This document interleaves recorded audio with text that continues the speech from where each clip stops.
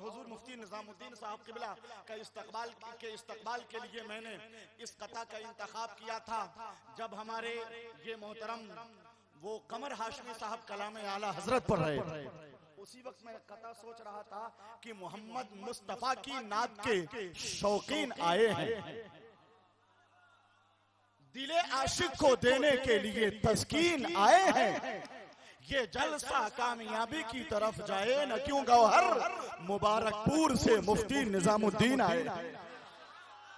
مبارک پور سے مفتی نظام الدین اور حضور مفتی عبدالمبین نعمانی صاحب کے لیے بھی ایک قطعہ ترتیب دے رہا تھا، مگر ابھی وہ یعنی زیر ترتیب ہی ہے. آئیے استقبال کرتے ہیں نعرہ تکبیر. آئیے بہت خوش اسلوبی کے ساتھ بیٹھ جائیے آپ حضرات. نعرہ تکبیر، نعرہ رسالت. اور آواز بلند ہو جائے. نہ تو تکلیف ہوتی ہے نہیں افسوس ہوتا ہے، رضا کا نام لینے سے عقیدہ ٹھوس ہوتا ہے. نعرہ تکبیر، نعرہ رسالت. فیضان حضور حافظ ملت جامعہ اشرفیہ مبارک پور، محقق مسائل جدیدہ حضور مفتی نظام الدین صاحب قبلہ. اور میں چاہتا ہوں کہ آپ لوگوں نے جو سوالات بھیجے ہیں، جو بھی سوالات ہیں یہاں پر ان کو سنیں. آپ لوگوں کے پاس بھی کوئی سوال ہوگا تو ہم سن لیں گے انشاءاللہ تعالی. وقت میں جتنی گنجائش ہوگی اس کے لحاظ سے عمل ہوگا.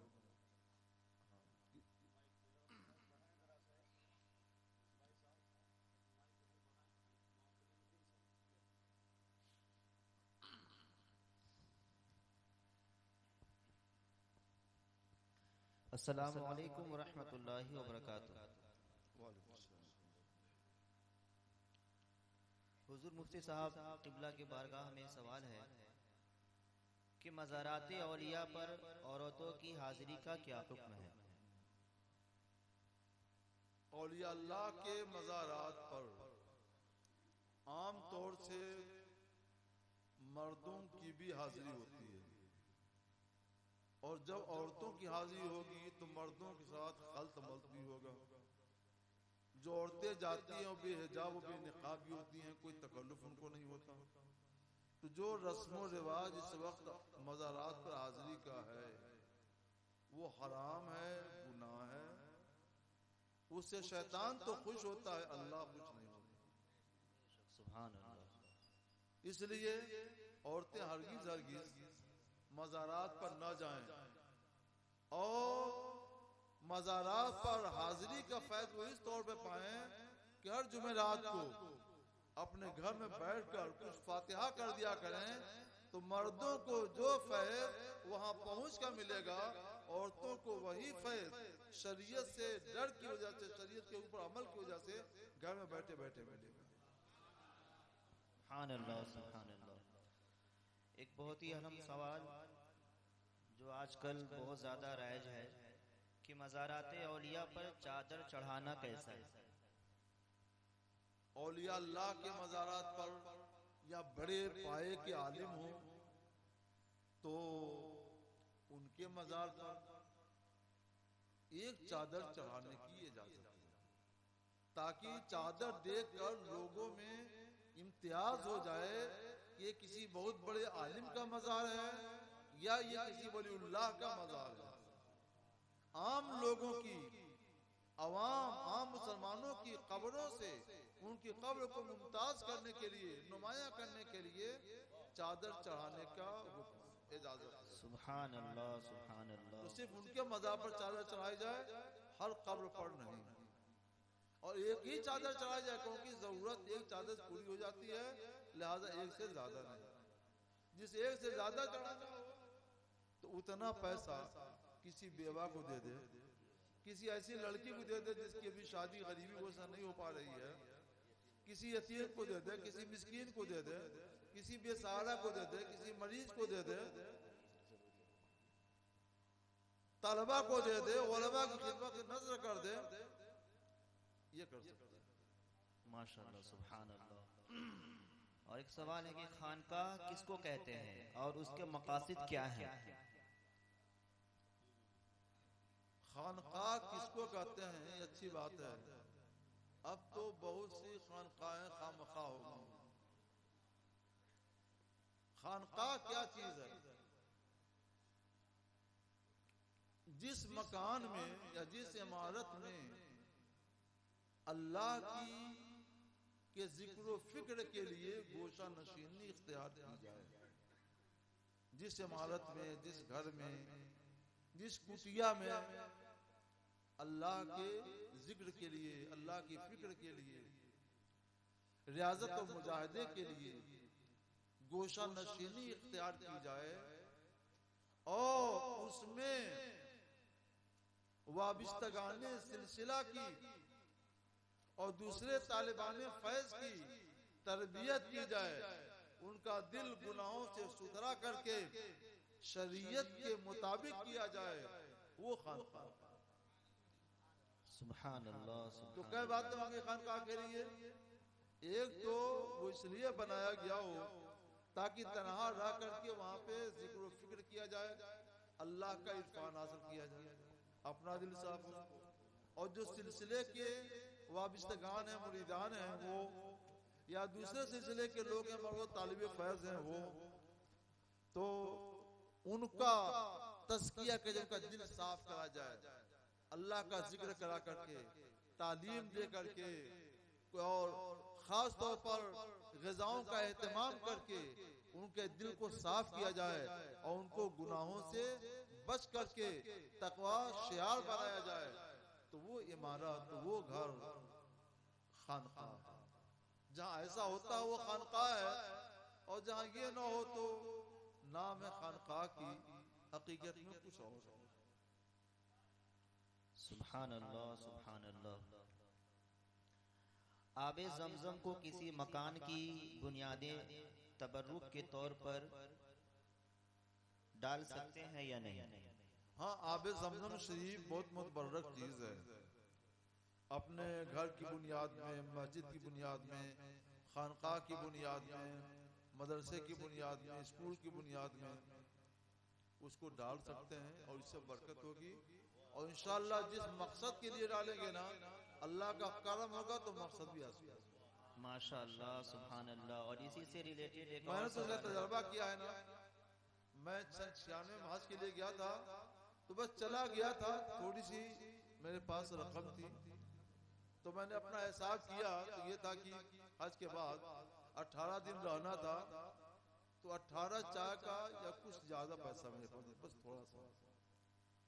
تو میں نے سوچا کہ دو نبیوں کا معاملہ یہ ہے کہ سال بھر کے لیے یہ پانی ان کے لیے غذا بن جاتا ہے، تو ہم کم سے کم ناشتہ تو کر ہی سکتے ہیں.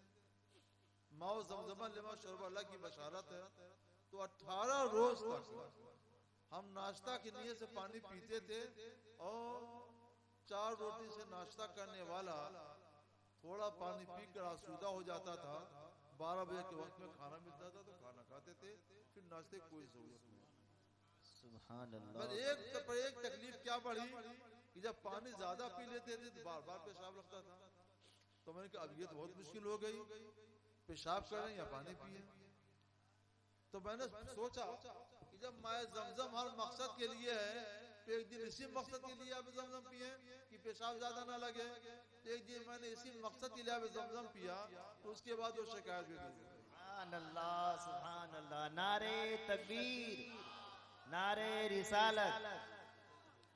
تو بنیاد میں ڈالیے، اچھی چیز ہے، اور پیجئے، بیماری کے لیے پیجئے، برکت کے لیے پیجئے.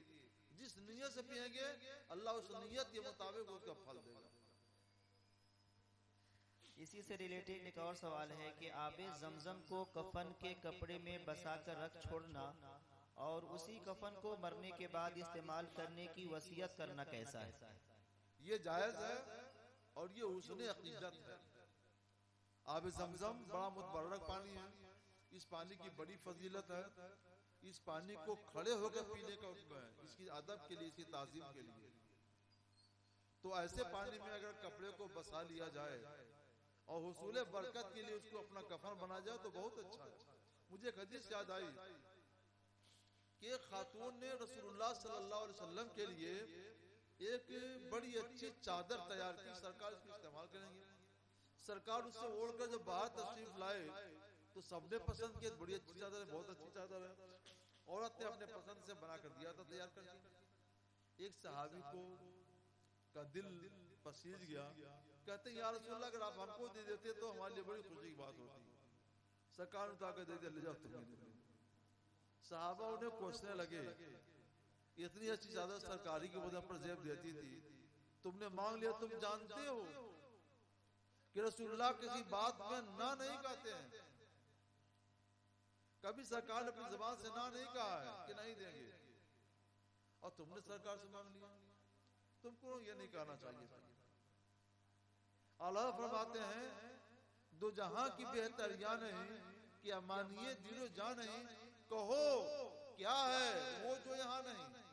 رسول اللہ کی بارگاہ میں بتاؤ وہ کیا ہے جو یہاں نہیں، مگر ایک نہیں، یعنی لفظ نہیں مگر ایک نہیں کہ یہاں نہیں.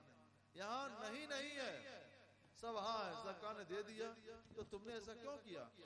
تو صحابی رسول نے کہا کہ سنو، مجھے اس کا احساس ہے جو آپ لوگوں کے احساس ہے، مگر میں نے سوچا کہ سرکار کی ہدایت ہے کفن اچھا ہونا چاہیے.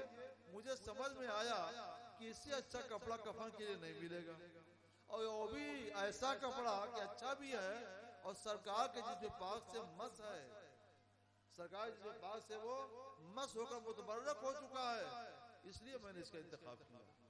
تو پتا چلا کہ جب نبی کے بدن سے مس ہونے کی وجہ سے کپڑا متبرک ہو گیا تو اسے کفن بنانا سرکار علیہ الصلوۃ والسلام نے جانتے بوجھتے برقرار رکھا. تو آب زمزم بھی اس سے کم درجے کا صحیح، آب زمزم بھی ایک متبرک اور معظم چیز ہے، اس میں کفن کو بسا کے لیا جائے اور اس کو استعمال کیا جائے کہ یہ بھی جائز درست ہے اور حسن عقیدت کا مظہر ہے. سبحان اللہ سبحان اللہ. ایک بہت ہی اہم سوال ہے کہ بے پڑھی عورت جو جھاڑ پھونک کرتی تھی، اس کے مرنے کے بعد اس کا مزار بنانا، اس کا عرس کرنا، اس کے مزار پر چادریں چڑھانا کیسا ہے؟ نہیں نہیں، یہ سب ناجائز ہے. جو جاہلہ عورت ہو، بے پڑھی لکھی ہو، اس کو اپنی زندگی گزارنے کا ہی صحیح طریقہ نہیں ہے، تو اس کا مزار بنانا اجازت نہیں ہے، اس پر چادر چڑھانا اجازت نہیں ہے. آپ وہاں جا کر فاتحہ پڑھ سکتے ہیں جیسا آپ مردوں کے قبروں پر فاتحہ پڑھ سکتے ہیں، اس کے علاوہ مزار نہیں بنا سکتے اور وہاں پہ چادر نہیں چڑھا سکتے. مزار بنانا صرف اولیاء اللہ کے لیے، علماء کبار کے لیے. چادر چڑھانا صرف اولیاء اللہ کے لیے، علماء کبار کے لیے، اور چادر بھی صرف ایک سے زیادہ نہیں. ایک اور سوال ہے کہ عرسوں میں جہاں اتنی بھیڑ ہو کہ وضو نماز کا پڑھنا نہایت دشوار ہو، تو ایسے عرس میں جانے کا کیا حکم ہے؟ عرس میں جانا تو غلط نہیں ہے، اگر اولیاء اللہ کا عرس ہے تو حصول فیض کے لیے جائیں، لیکن وہاں خود بھی نماز کا اہتمام کریں، تبلیغ کریں. وہی تو جگہ ہے جہاں تبلیغ کی ضرورت پیش آتی ہے. وہاں جائیے، تبلیغ کی نیت سے جائیے اور اپنے ساتھ دوسرے مبلغین کو لے کر جائیے اور وہاں پہ تبلیغ کیجیے. لوگوں کو سمجھائیے کہ عرس صرف جائز ہے یا زیادہ زیادہ مستحسن ہے، اور نماز ادا کرنا فرض ہے، نماز ادا کرنا واجب ہے، سنت ادا کرنا سنت ہے. سنت چھوڑ کر تم جائز صرف ایک جائز کام کے لیے یا مستحسن کام کے لیے تم سنت رسول اللہ چھوڑ رہے ہو، نہایت غلط کام ہے، بیجا کام ہے. ایک مستحسن کام کے لیے تم واجبات کو چھوڑ رہے ہو، ارے فرائض کو چھوڑ رہے ہو، یہ گناہ ہے گناہ ہے گناہ ہے. مستحسن کام کے لیے فرض کو چھوڑنا حرام اور گناہ کبیرہ ہے، واجب کو چھوڑنا حرام اور گناہ ہے، سنت کو چھوڑنا بہت ہی بڑی غلطی ہے. وہاں خود بھی دو چار لوگ جائیں، اذان دیں، جماعت کا اہتمام کریں اور لوگوں میں کوشش کریں کہ پھیلیں، ان کو سمجھائیں. وہی جگہ سمجھانے کی، جائیے ان کو سمجھائیے. لیکن اگر آپ ان تبلیغ نہیں کر سکتے، وہاں اذان دے کر جماعت نہیں قائم کر سکتے، تو جناب آپ کے لیے پھر یہی مناسب ہے کہ آپ اپنے ہاں رہیے اور جماعت سے نماز پڑھیے. اس عرس میں شریک ہونا آپ کے لیے بھیجا ہے، بلکہ اس حیثیت سے دیکھا جائے کہ جائیں گے تو نماز چھوڑیں گے، حرام اور گناہ. سبحان اللہ سبحان اللہ. وقت کی نزاکت کو دیکھتے ہوئے اب آخری سوال حضور مفتی صاحب کے بارگاہ میں ہے کہ نکاح سے ایک روز قبل دعوت طعام سنت ہے یا نہیں؟ نکاح سے ایک روز پہلے؟ اچھا اچھا، ہاں. اب یہ ایک طریقہ یہ نکل پڑا ہے نکاح سے پہلے. نکاح سے پہلے اگر کوئی کھانا کھلاتا ہے تو وہ دعوت ہے، وہ سنت نہیں ہے. جو ولیمہ کی سنت ہوتی ہے نا، یہ ولیمہ والی سنت نہیں ہے. اور نکاح سے پہلے رسول اللہ سے کھانا کھلانا ثابت نہیں ہے. صحابہ کرام سے بھی نکاح سے پہلے نکاح والا کھانا کھلانا ثابت نہیں ہے. نکاح والا کھانا جس کو دعوت ولیمہ کہتے ہیں کب کھلایا ہے؟ شادی ہو، نکاح ہو گیا، بیوی سے ملاقات ہو گئی، صبح میں بیوی سے ملاقات کے بعد صبح میں سنت رسول کو ادا کرنے کے لیے سے جو کھانا کھلایا جائے وہ کھانا ولیمہ ہے، وہی ولیمہ مسنونہ ہے اور وہی سرکار کی سنت ہے.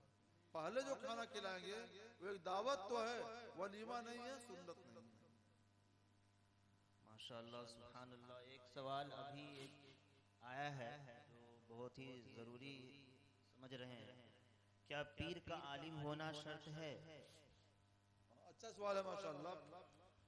پیر کا عالم ہونا ضروری ہے، اور ایسا عالم کہ کتابوں سے مستقل طور پر یعنی خود اپنی ذاتی صلاحیت کی بنیاد پر وہ ضروری مسائل کو نکال سکے اور مریدین کے جو مسائل ہیں ان کو حل کر سکے، ایسا ہونا چاہیے. اور دوسری شرط یہ ہے وہ صالح ہو، نیک ہو، تقوی شعار ہو، یعنی سنت رسول اللہ پر عمل کرے، نمازوں کا پابند ہو، حرام سے بچے، گناہ سے بچے، ممکن ہو تو شبہ حرام سے بھی بچے. یہ دو شرطیں ہیں. اور یہ تیسری شرط یہ ہے کہ اس کا سلسلہ بزرگوں کے واسطے سے رسول اللہ صلی اللہ تعالی علیہ وسلم تک پہنچتا ہو. یہ تین شرطیں اس کے لیے بہت ضروری ہیں. اجازت ہو بیعت کرنے کے لیے، مرید کرنے کے لیے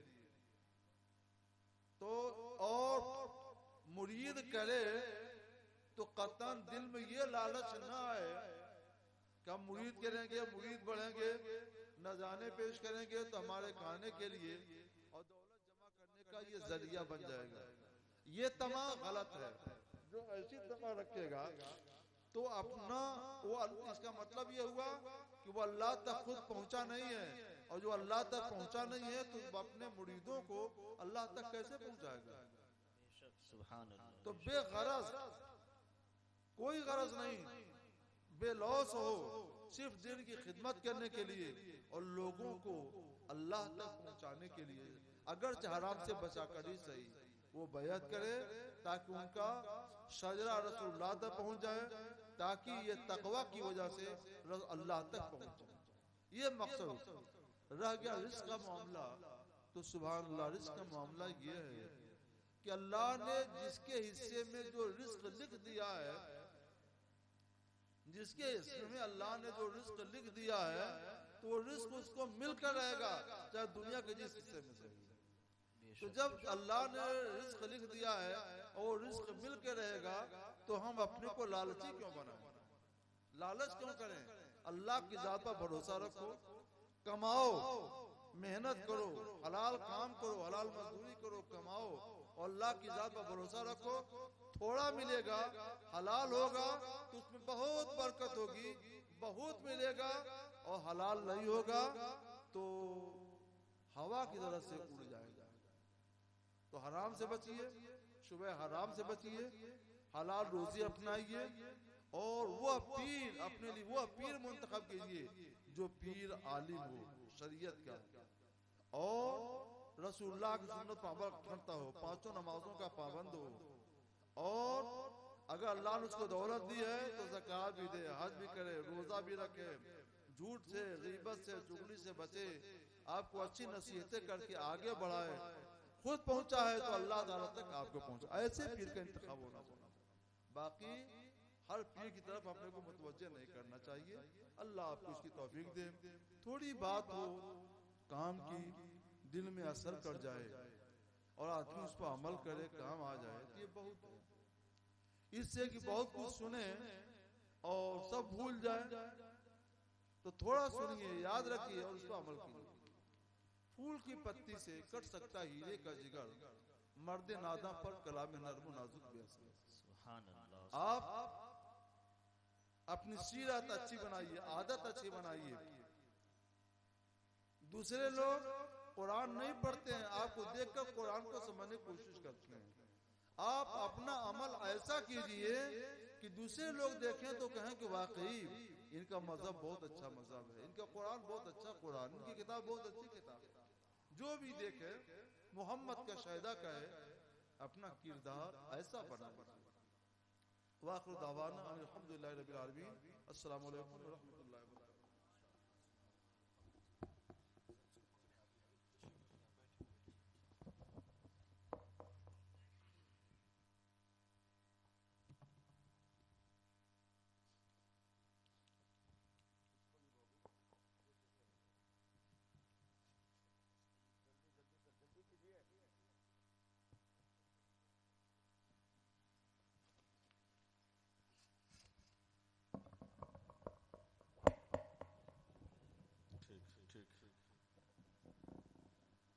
کھل گیا تالا ہر ایک ذہن کی الماری کا, ایک خاکہ ہے یہ تبلیغ کی تیاری کا.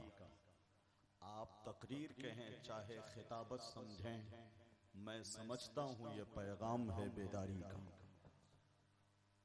حضور مفتی نظام الدین صاحب قبلہ رضوی مصباحی دامہ ظلہ نے خطاب ہی نہیں کیا ہے, تبلیغ فرمائی ہے. اور با مقصد شایع نشان تصوف کے عنوان پر علمی معلوماتی گفتگو فرما کر حضرت نے اس اجلاس کے انعقاد کے مقصد کو حل کر دیا. سبحان اللہ. عام جلسوں کی خطابت کی روش سے ہٹ کر خالص علمی انداز میں, ظاہر ہے حضرت خطیب تو ہیں نہیں, حضرت کی بارگاہ میں جو آتا ہے وہ خطیب بنتا ہے, ادیب بنتا ہے, مفکر بنتا ہے, قلمکار بنتا ہے, مصنف بنتا ہے. حضرت محقق ہیں, ہے کہ نہیں؟ اس وجہ سے دنیائے اہل سنت نے محقق مسائل جدیدہ کہا. سبحان اللہ. سبحان اللہ. اور فتاوی رضویہ سے یہ مسائل کشید کرتے ہیں. دور حاضر کے سلگتے ہوئے پیچیدہ مسائل کو اتنی آسانی کے ساتھ حل کرتے ہیں کہ اہل علم و دانش محو حیرت نظر آتے ہیں. اور سب نے کہا کہ حقیقت میں محقق مسائل جدیدہ حضرت مفتی نظام الدین صاحب قبلہ کی ذات گرامی عالی وقار ہے. بے شک بے شک. ہمیں فخر ہونا چاہیے کہ ہماری جماعت میں ایسے عالم, ایسے فقیہ, ایسے محقق, ایسے مفکر, ایسے قابل فخر استاذ ہیں. سبحان اللہ. سبحان اللہ. اس تقریر کے بعد مجھے یہ قطع پڑھنا تھا کہ مجھے یقین ہے سارا سماج بدلے گا, طریقہ بدلے گا, رسم و رواج بدلے گا. اسی طرح کا اگر ہو خطاب جلسوں میں تو پوری قوم کا ایک دن مزاج بدلے گا. سبحان اللہ. سبحان پوری قوم کا ایک دن مزاج بدلے گا. ماشاءاللہ.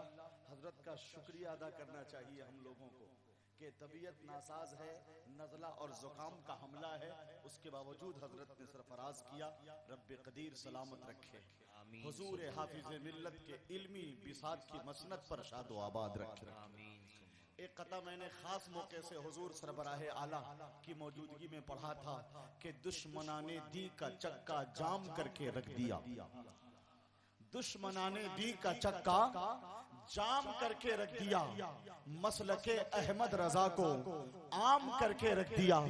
پوری دنیا میں ہوا مشہور اشرفیہ کا نام, حافظ ملت نے ایسا کام کر کے رکھ دیا. سبحان اللہ. سبحان اللہ.